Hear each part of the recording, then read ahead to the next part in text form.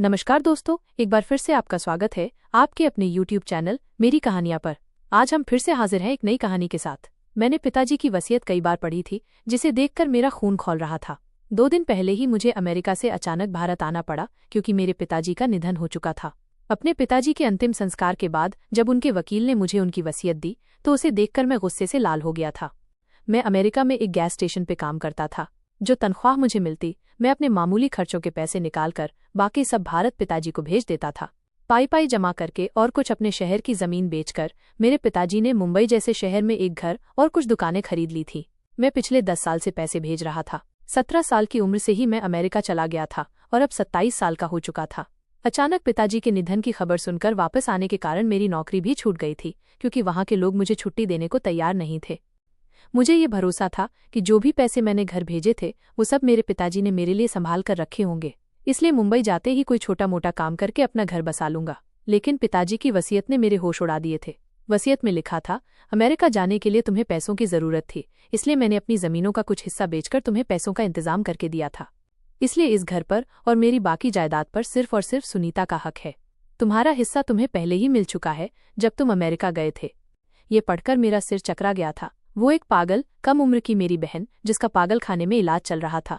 पिताजी ने कैसे सब कुछ उसके नाम कर दिया, ये इतनी बड़ी बात न होती। अगर प्रॉपर्टी का कुछ हिस्सा ही सुनीता के नाम होता तब मैं उसे पागल होने का स्टाम्प पेपर पर साइन करवाकर सब कुछ अपने नाम कर लेता। लेकिन पिताजी की बेवकूफ़ी की हद नहीं थी। साथ में ये भी लिखा था कि पिताजी की सारी जायदाद वही ले सकता है जो सुनीता से शादी करेगा और उसे तलाक नहीं देगा, न ही कभी दूसरी शादी करेगा। मतलब मेरी सालों की मेहनत मेरे पिताजी ने कुएं में डाल दी। मेरे हाथ में एक फूटी कौड़ी तक नहीं छोड़ी थी। पिताजी की जायदाद अब करोड़ों तक पहुंच चुकी थी, जो कभी उन्होंने लाखों में खरीदी थी। पिताजी की वसीयत पढ़कर मेरा गुस्से से बुरा हाल था। भला इस तरह की वसीयत का क्या मकसद था? पिताजी किसी गैर को कैसे अपनी जायदाद दे सकते थे? चलो, मैं सुनीता की शादी किसी से करवा भी देता, तब भी मेरे हाथ तो कुछ नहीं आना था, क्योंकि मुझे तो अपने ही पिताजी के घर में रहने की इजाजत तक नहीं थी। इस घर में भी वही रह सकता था जिसकी शादी सुनीता से होती। इस अजीबोगरीब वसीयत के साथ एक खत भी था जो पिताजी ने मेरे नाम लिखकर छोड़ा था। लेकिन मुझे पिताजी पर इस कदर गुस्सा था, मैंने सब कुछ एक दराज में फेंक दिया। पिताजी का लिखा आखिरी खत मुझे पढ़ने का मन ही नहीं हुआ। मुझे पता था जरूर मुझे विनती की गई होगी कि सुनीता पागल है, उसे प्रॉपर्टी की जरूरत है, प्रॉपर्टी की लालच में कोई उससे शादी कर लेगा और उसे जिंदगी भर संभालता रहेगा। तुम मर्द हो, तुम अपना इंतजाम खुद कर लेना। इसी तरह की बातें पिताजी ने खत में लिखी होंगी और मेरा दिल बिल्कुल भी खत को पढ़ने का नहीं हुआ, इसलिए मैंने वो खत दराज में डालकर दराज बंद कर दी। दूसरे दिन वो वकील मेरे पास आया और कहने लगा, आपको ये घर खाली करना पड़ेगा। आप इस घर में सिर्फ और सिर्फ सुनीता की मौजूदगी और उसकी रजामंदी से ही रह सकते हैं। मैंने गुस्से और हैरत के मिले जुले भाव से कहा, वो पागल है, उसके अंदर इतनी समझ नहीं कि वो अपनी रजामंदी बता सके, और फिर मैं उसका भाई हूँ। यह मेरे भी पिताजी का घर है। मेरी बात सुनकर वकील कहने लगा, वसीयत भी आपके ही पिताजी की बनाई हुई है। आपके पास आज शाम तक का समय है। या तो सुनीता को आप वापस इस घर में लेकर आओ, या फिर मैं शाम को आपको इस घर से निकालकर घर को ताला लगा दूंगा। वकील ये कहकर वहां से चला गया और मेरा जी चाहा अपना सिर दीवार पर दे मारूं। सुनीता उम्र में 22 साल की थी, लेकिन इसकी अक्ल 10-11 साल के बच्चे जैसी थी। फिर गुस्से में उसे चीजें उठाकर मारने की भी आदत थी। मैं कैसे उसे घर लेकर आ सकता था? वो तो मेरे पीछे पीछे मोहल्ले के बच्चों का जीना दूभर कर देती। मैं अंदर ही अंदर बहुत ज्यादा परेशान हो चुका था, लेकिन मेरे पिताजी ने मेरे पास दूसरा कोई रास्ता नहीं छोड़ा था। मैं दोपहर को ही सुनीता को लेने मानसिक रोग अस्पताल पहुंच गया और डॉक्टर से कहा कि मैं सुनीता का भाई हूं और उसे वापस ले जाने आया हूं। डॉक्टर पहले तो राजी नहीं हो रहा था सुनीता को मेरे साथ भेजने के लिए। कहने लगा, सुनीता के पिताजी ने उसे यहां एडमिट कराया है, हम उनकी रजामंदी के बगैर सुनीता को आपके साथ नहीं भेज सकते। मैंने डॉक्टर से कहा, मैं सुनीता का भाई हूं और मेरे पिताजी का निधन हो चुका है, इसलिए अब सुनीता की देखभाल करने की जिम्मेदारी मेरी है। मेरी बात सुनकर भी पता नहीं क्यों डॉक्टर सुनीता को मेरे साथ भेजने के लिए बिल्कुल राजी नहीं हो रहा था। जब मैंने डॉक्टर को धमकी दी कि तुम मुझे मेरी बहन को यहाँ से ले जाने से नहीं रोक सकते, मैं तुम्हारी शिकायत करूंगा, तब डॉक्टर थोड़ा लाइन पर आया और सुनीता को मेरे साथ भेजने पर राजी हुआ। डॉक्टर ने मुझे कुछ कागजात पर साइन करवाए और नर्स से कहा कि सुनीता को लेकर आओ। कुछ देर बाद एक जवान और बेहद खूबसूरत लड़की हाथ में एक गुड़िया पकड़े, लंबे खुले बालों के साथ खड़ी मुझे टुकुर टुकुर देख रही थी। मैं 10 साल बाद उसे देख रहा था और किसी भी एंगल से नहीं लग रही थी कि ये पागल है। कोई भी उसके हुस्न को देखकर उससे नजरें हटाना भूल सकता था। 10 साल पहले देखा था, खूबसूरत तो वो तब भी थी, लेकिन अब तो उसकी रंगत और निखर चुकी थी। वो डरी सहमी सी मुझे देख रही थी। डॉक्टर ने कहा, ये तुम्हारे भाई हैं। ये तुम्हें लेने आए हैं, तुम अब उनके घर पर रहोगी। यह सुनकर न जाने क्यों उसकी रंगत उड़ गई थी। कहने लगी, मुझे कहीं नहीं जाना, मैं सिर्फ अपने पापा के पास जाऊंगी। मुझे मेरे पापा के पास ले चलो। पापा के अलावा मैं किसी के पास नहीं जाऊंगी, सब मुझे मारते हैं। मैं कौन सा उसे अपने घर पर लाना चाहता था। उसे घर ले जाना बस मेरी बहुत बड़ी मजबूरी थी। मजबूरन मुझे खड़े होना पड़ा। मैं सुनीता के सामने गया। मैंने कहा, सुनीता, मैं तुम्हारा आशीष भाई, देखो, गौर से देखो और मुझे पहचानो। मैं तुम्हें पापा के पास भी ले चलूंगा, लेकिन फिलहाल अभी तुम्हें मेरे साथ मेरे घर पर रहना होगा। पापा अभी बाहर गए हैं, जब आ जाएंगे तो तुम्हें पापा के पास ले जाऊंगा। जब मैंने उसे याद दिलाया तो वो मुझे गौर से देखने लगी और फिर शायद मैं उसे याद आ गया था। वो एकदम खुशी से चीखी, आशीष भाई। मैंने कहा, हाँ, तुम्हारा आशीष भाई। और फिर मैंने जेब से चॉकलेट निकाली, जिसे देखकर उसकी आंखों में चमक आ गई थी। मैंने कहा, सुनीता, मेरे साथ चलो, मेरे पास ऐसी बहुत सारी चॉकलेट्स हैं, मैं तुम्हें वो सारी दे दूंगा। मेरी बात सुनकर उसने मेरे हाथ से चॉकलेट ली और मेरे साथ जाने को तैयार हो गई। मैं उसे सबसे पहले बाजार ले गया, उसे अच्छी अच्छी कई ड्रेसें खरीद कर दी। वकील के आने से पहले उसका हुलिया मैं कुछ ठीक कर देना चाहता था। वो मेरे साथ बहुत खुश थी। मैंने उसके लिए कुछ अच्छी ड्रेसें खरीदी। लेकिन जैसे ही वापस जाने लगा, सुनीता की नज़र एक खिलौने की दुकान पर जाकर टिक गई। कहने लगी, आशीष भाई, मुझे खिलौने लेने हैं।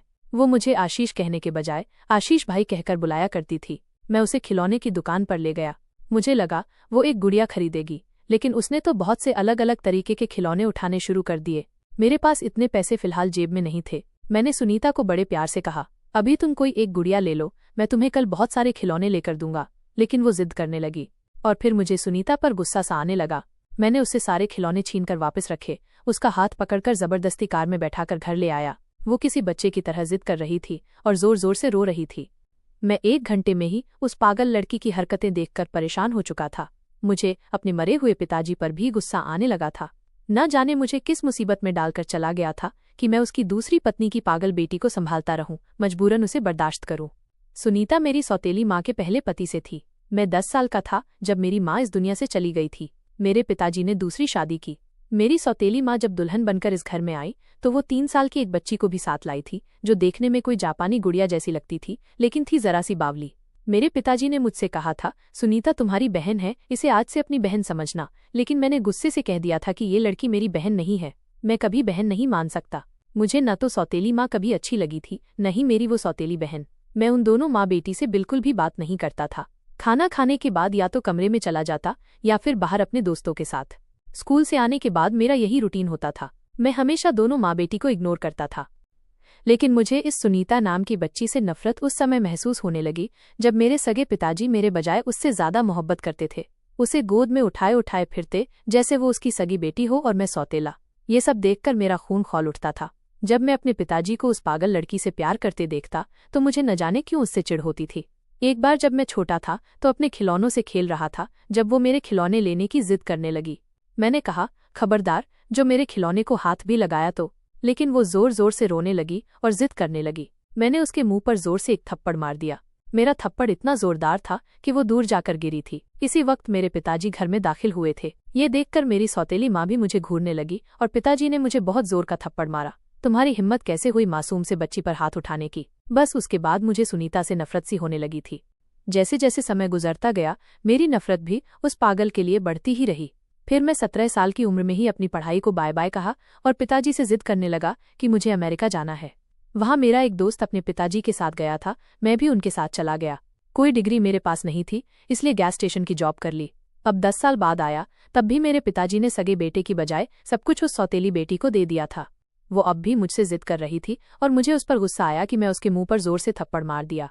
लेकिन मैं नहीं जानता था ये थप्पड़ मेरे लिए इतनी बड़ी मुसीबत बन जाएगा। वो जोर जोर से चीख चीख कर रोने लगी थी। घर आकर भी उसका रोना कम नहीं हो रहा था। शाम हो चुकी थी, वकील किसी भी समय घर पहुंच सकता था। अब मुझे अपने किए पर गुस्सा आया कि क्यों इस मुसीबत को थप्पड़ मार दिया। मैंने फिर सुनीता के पास जाकर कहा, सुनीता, देखो, मैं तुम्हें कल बहुत खिलौने लाकर दूंगा, अभी चुप हो जाओ। लेकिन वो किसी छोटे बच्चे की तरह रोए जा रही थी। आशीष भाई गंदा है, मुझे थप्पड़ मारा है, वो रोते हुए कहने लगी। मैं पापा को बताऊंगी, उन्हें घर आने दो। उस पागल को यह तक मालूम नहीं था कि पिताजी मर चुके हैं। बड़ी मुश्किल से मैंने उसे चुप करवाया था। 2-3 चॉकलेट खाकर ही वो चुप हुई थी। फिर मेरे कहने पर उसने मुंह हाथ धोकर अपने कपड़े बदल लिए थे। अगर वो चुप होती तो बड़ी अच्छी लगती थी। कोई उसे देखकर पागल नहीं समझ सकता था, लेकिन थी तो वो पागल ही। खैर वकील घर पहुंचा तो सुनीता से पूछने लगा कि आशीष का रवैया तुमसे कैसा है। ये सुनकर सुनीता ने मुझे घूरते हुए देखा। मेरी तो जान ही निकल गई थी कि कहीं ये न बता दे कि मैंने उसे थप्पड़ मारा है। वो कहने लगी, आशीष भाई गंदा है, और ये सुनकर मेरी जान लबों पर आई थी। फिर वो कहने लगी, मुझे खिलौने नहीं लेकर देता। वकील कहने लगा, मैं तुम्हारे भाई को पैसे दूंगा तो वो तुम्हें ढेर सारे खिलौने खरीद कर देगा। ये कहकर एक चेक मुझे वकील ने दिया था। कहने लगा, तुम्हारे पिताजी ने जो दुकानें खरीदी थीं उनका आधा किराया वो सुनीता के इलाज पर खर्च करते थे और आधा उसके भविष्य के लिए बैंक में जमा होता था। अब वो घर पर है और तुम उसकी देखभाल करोगे तो ये तुम रखो। सुनीता की शादी के बाद ये चेक भी उसके पति को ही मिलेगा। ये सुनकर मेरी जान और जली थी। मैंने वो चेक उससे ले लिया। 50,000 का चेक था। बिना कमाई मेरा महीना आराम से गुजर सकता था। अगले दिन मैंने सुनीता के लिए बहुत सारे खिलौने लाकर दिए। वो बहुत खुश हुई थी। दिन ऐसे ही गुजर रहे थे और मैं अपना दिमाग चला रहा था कि सुनीता नाम की आफत से कैसे पीछा छुड़ाऊं। मैं चाहता था कि सुनीता से मेरा पीछा भी छूट जाए और सारी जायदाद भी मुझे मिल जाए। फिर मैंने अपने एक बहुत ही भरोसेमंद दोस्त से बात की कि मुझे कोई बेवकूफ़ सा लड़का चाहिए जिससे मैं अपनी बहन की शादी करवा सकूं और फिर उससे सारी जायदाद वापस मेरे नाम करवा सकूं। मेरी बात सुनकर मेरा दोस्त कहने लगा, ऐसा लड़का मिलना तो बहुत मुश्किल है। किसी गरीब लड़के को भी तुम लालच देकर अगर सुनीता की शादी करवा दोगे तो वो जब ये जान लेगा कि वो करोड़ों का मालिक है तो वो तुम्हें घर से निकाल देगा। मेरे दोस्त की बात भी ठीक थी। फिर मेरा दोस्त कहने लगा, देख आशीष, मेरे पास एक आइडिया है। अगर तू मेरी बात मान ले तो सारी प्रॉपर्टी तेरे नाम आ जाएगी और तुझे बिल्कुल भी हाथ पैर नहीं चलाने पड़ेंगे। बैठे बैठे सारी प्रॉपर्टी तेरे नाम चली जाएगी। मैंने कहा, अच्छा ऐसा कौन सा आइडिया है?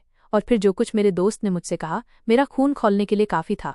गुस्से के मारे मैंने उसका गिरेबान पकड़ लिया। मैंने कहा, तुमने ये सोचा भी कैसे? वो बहन लगती है वो मेरी और मैं बेगैरत नहीं हूँ। उसने अपना गिरेबान मेरे हाथों से छुड़ाया और कहने लगा, वो तुम्हारी सगी बहन नहीं है। उसका बाप कोई और था और माँ भी कोई और थी और तुम्हारे माँ बाप भी अलग ही थे। तुम दोनों का कोई भी सगा खून का रिश्ता नहीं बनता है। तुम्हारी उससे शादी हो सकती है और यही एक तरीका है कि तुम सारी जायदाद के मालिक बन सकते हो। ये सुनकर मैं चुपचाप हो गया था। मेरा दोस्त वहां से चला गया और मैं सोच में पड़ गया था। लेकिन जब भी सुनीता से शादी के बारे में सोचता मेरा दिल कांपने लगता। कैसे उससे शादी कर सकता था? मुमकिन ही नहीं था।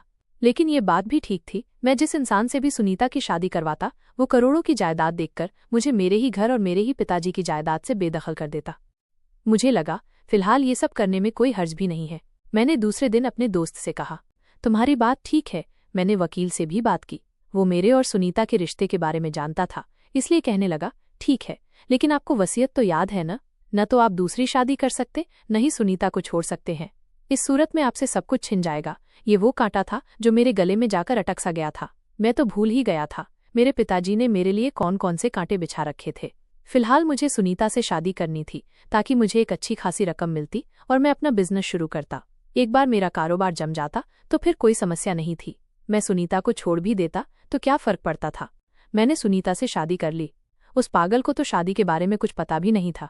वो बस अपने खिलौनों में ही मगन थी। शादी के बाद मैंने वकील से एक अच्छी खासी रकम की डिमांड रख दी जो कि मुझे मिल भी गई थी। और फिर मैंने उन पैसों से अपनी एक छोटी सी गारमेंट्स की फैक्ट्री डाली और काम करना शुरू कर दिया। लेकिन असल समस्या तो सुनीता की थी। कोई भी नौकरानी मेरे घर दिन रात रुकने को तैयार नहीं थी। वो कहती, ये पागल लड़की है, एकदम अचानक से बाहर हो जाती है और जो चीज उसके हाथ में होती है उसी से मारने लगती है। ये तो किसी दिन हमें मार डालेगी। मैं दिन में नौकरानी से घर का काम करवाकर खाना बनवाता था और उसके जाने के बाद घर को बाहर से ताला लगाकर चला जाता।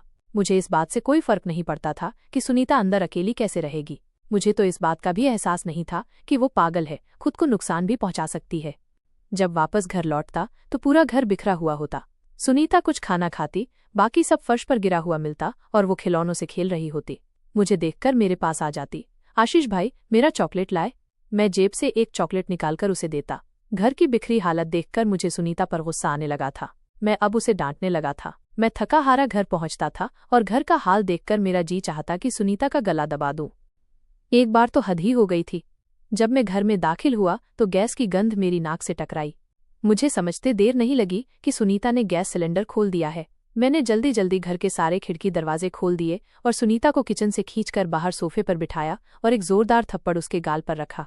थप्पड़ इतना जोरदार था कि मेरी उंगली में पहनी अंगूठी उसके गाल पर लगी और उसके गाल से खून बहने लगा।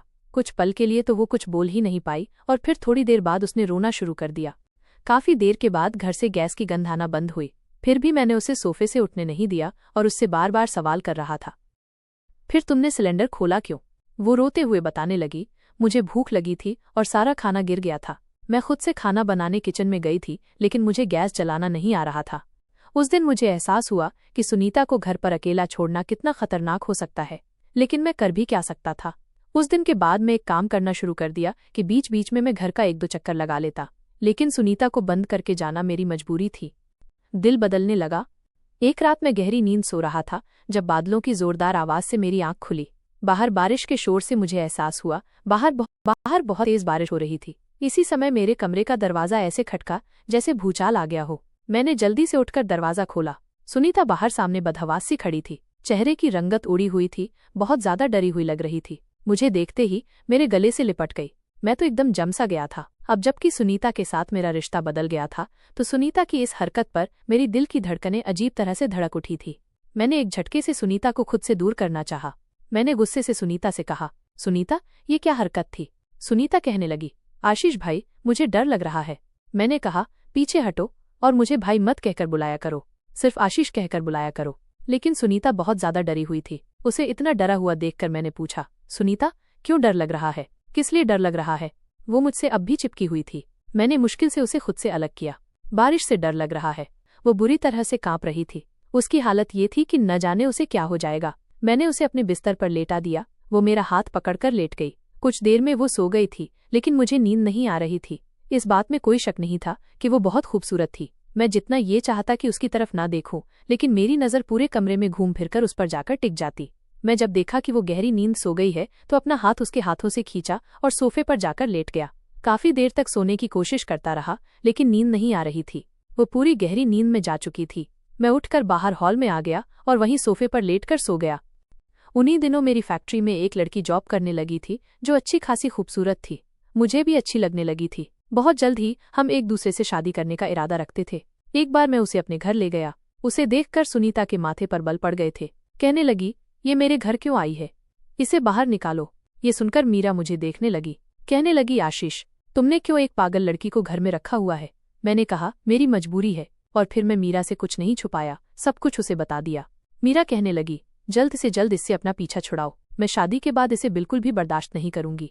मैं ये सुनकर चुप हो गया था। मैं मीरा को पसंद करने लगा था, इसलिए मेरी कोशिश थी कि जल्द से जल्द मेरा काम जम जाए तो मैं सुनीता से पीछा छुड़ा लूं।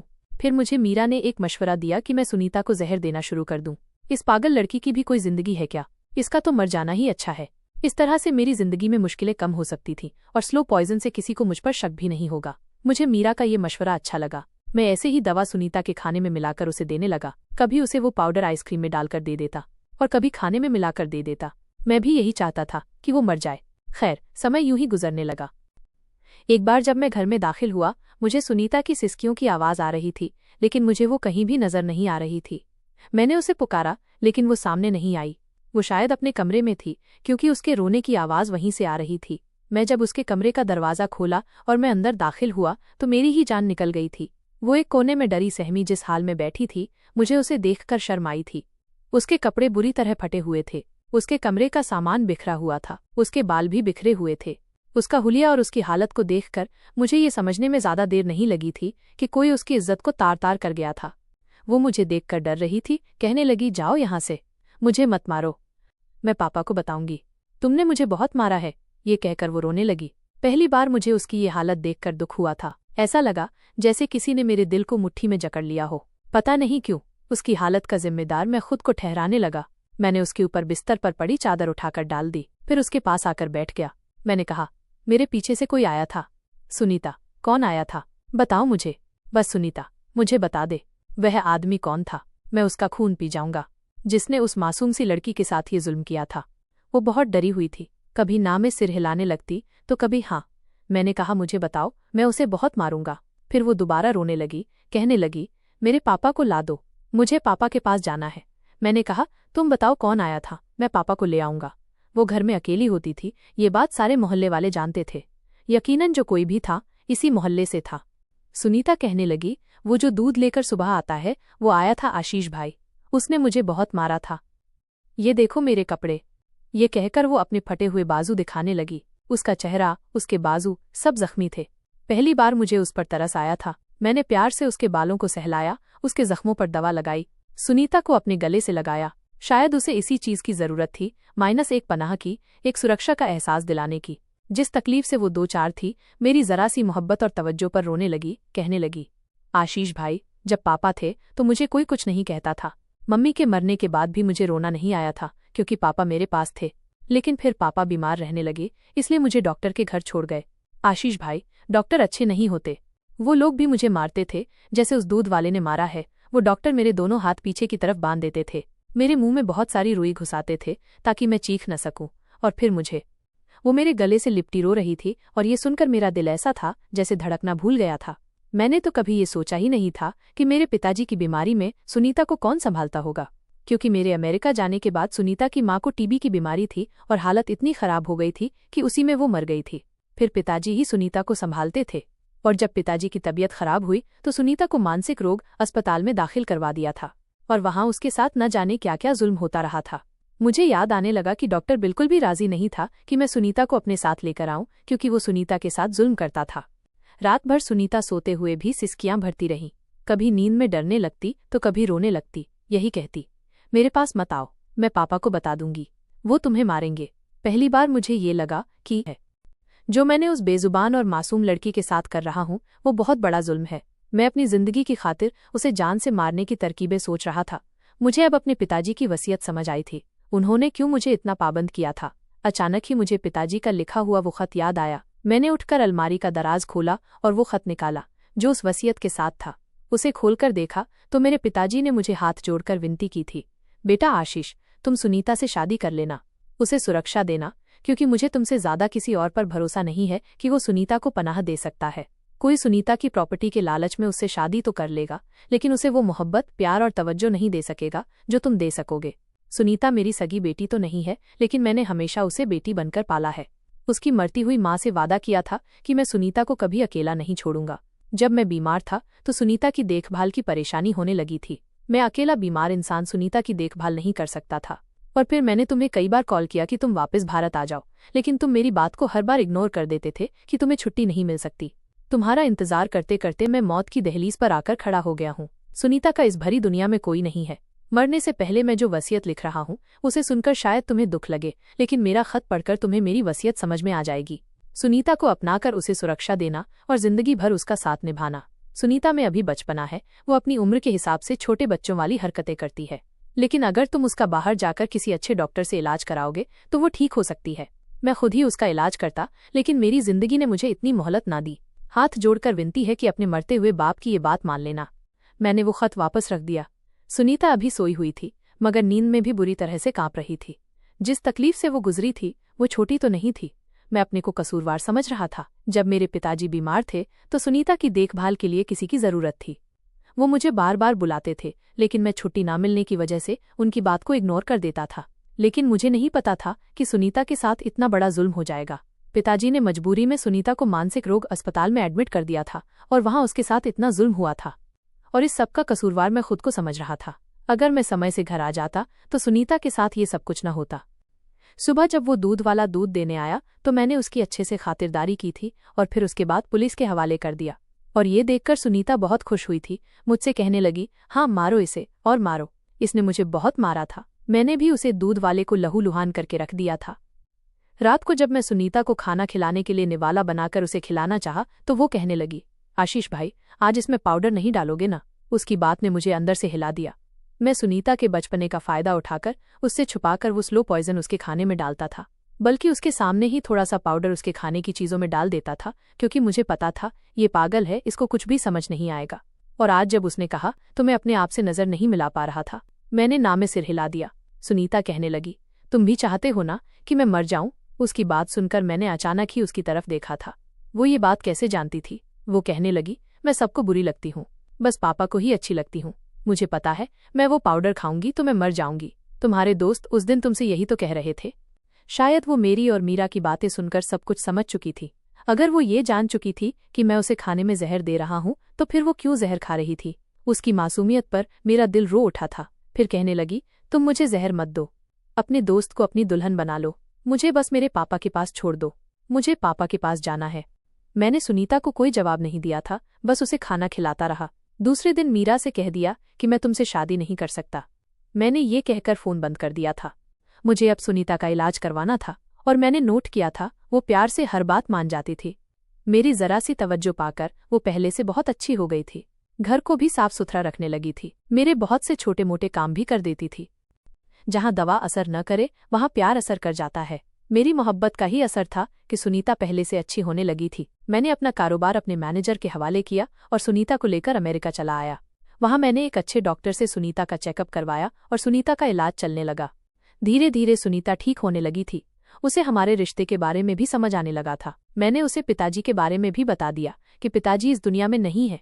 पहले तो वो बहुत रोई थी, लेकिन जल्दी ही वो संभल गई थी। अब मुझे आशीष भाई नहीं, आशीष कहकर बुलाया करती थी, क्योंकि उसे हमारे रिश्ते की समझ आ गई थी। पूरे 6 महीने के बाद जब मैं अमेरिका से घर वापस आया, उस समय तक सुनीता बिल्कुल ठीक हो चुकी थी और इन 6 महीनों में मैं सुनीता का ध्यान रखते रखते उसकी मोहब्बत में पूरी तरह डूब चुका था। और सुनीता भी तो मेरे बिना एक पल भी कहीं नहीं रुकती थी। हमेशा मेरे साथ लगी रहती और मुझसे कहती, मुझे छोड़कर मत जाना आशीष, मैं मर जाऊंगी। मैंने भी सुनीता से वादा किया था कि मैं तुम्हें छोड़कर कहीं नहीं जाऊंगा। जब मैं और सुनीता अंदर कमरे में दाखिल हुए तो कमरे की सजावट देखकर सुनीता चौंक पड़ी थी और फिर अगले ही पल उसके चेहरे पर शर्म की लाली दौड़ गई थी। मैंने अपने दोस्त को अपने आने की खबर दे दी थी और मैंने उसे समझा दिया था कि उसे क्या करना है।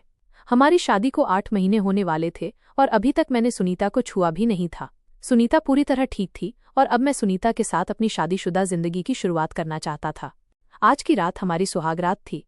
मेरे दोस्त ने सारी तैयारी कर रखी थी और जैसे ही हम कमरे में दाखिल हुए थे, गुलाबों की महकती खुशबू और सजे हुए कमरे ने सुनीता को चौंका दिया था। उसके चेहरे पर छाई शर्म की लाली और झुकी हुई पलकें मेरा दिल बेकाबू कर दी। मैं सुनीता को बाजू से पकड़कर बिस्तर पर बैठाया। मैंने सुनीता से कहा, सुनीता, आज की रात हमारी जिंदगी की नई शुरुआत है। इससे पहले जो कुछ भी मैंने तुम्हारे साथ किया, आशा करता हूँ तुम मुझे माफ कर दोगी। सुनीता ने कहा, मैं तो तुम्हें कब का माफ कर चुकी हूँ आशीष, और दिल से तुम्हें स्वीकार भी कर चुकी हूँ। मैंने मुंह दिखाई में सुनीता को सोने की चेन दी जिस पर ए और एस बना हुआ था। ये मैं स्पेशल सुनीता के लिए बनवाया था और इस गिफ्ट को पाकर सुनीता की आंखों में खुशी के आंसू आ गए थे और वो खुशी के मारे मुझसे लिपट गई थी। मैंने भी उसे अपनी बाहों के घेरे में कसकर भर लिया था। ये रात हमारी जिंदगी की यादगार रात थी। आगे हमारी जिंदगी बहुत ही खूबसूरत होने वाली थी। दोस्तों, कहानी कैसी लगी कमेंट करके जरूर बताएं। वीडियो को लाइक और चैनल को सब्सक्राइब जरूर करें।